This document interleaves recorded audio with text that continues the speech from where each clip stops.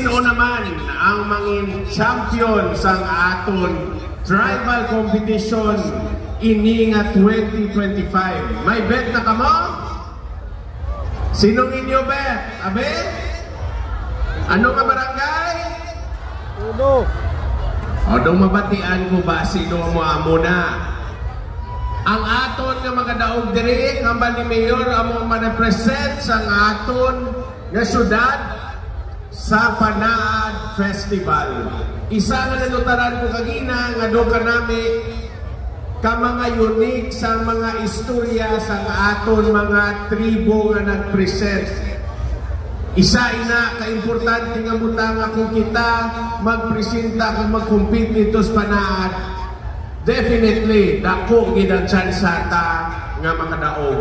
Gusto ko gid pasalamatan ang aton nga Sinulog Foundation headed by SP Ray Cordero, ang aton Executive Committee, aton Board of Directors, ang aton man nga City Government headed by our Mayor, Mayor Benji Miranda, aton mga konsihal nga kaupod ko, ari diri SP Roger Regalia, SP Gina Cordova Helicera, SP Joestar Bandoy Bandoho, SP Adolfo Toto Mangao Jr., SP Macario Zafra III, SP Jersey Guanzon, SP Ray Cordero, SP Jose Dumaguete, SP Marivic Anakan Ramos, SP Member Joan Daklan Kagape,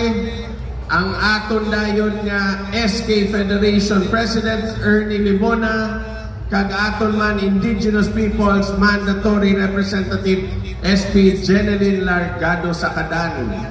Gusto ko man pasalamatan ang aton mga partners sa barangay.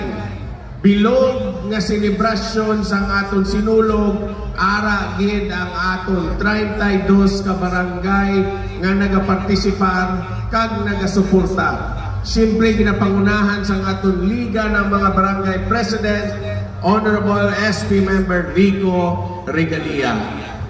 Sa tanan nga nagserbisyo, volunteer man o part man sang aton nga foundation o syudad, ini nga kahiwatan hindi maging successful kung wala man ang inyo nga bulig. So madamo nga salamat sa inyo. Karon sa gabi kabalo ko excited na gid kamo. Sinong inyo nga gusto makita?